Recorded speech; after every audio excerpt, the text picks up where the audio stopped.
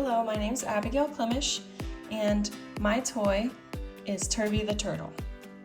Turby is a turtle that rides on top of a skateboard, and his legs and head move back and forth when the wheels spin. I used a Scotch yoke mechanism for the legs,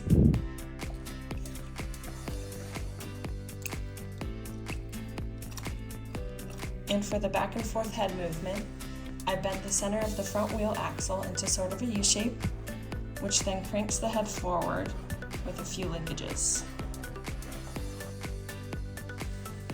For the legs, the slider in the Scotch yoke mechanism is shorter to only allow back and forth movement instead of complete circular motion.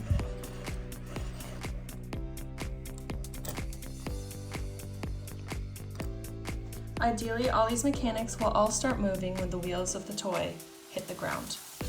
The head will also be supported by the shell and the front of the skateboard in the final model to levelly prop it up.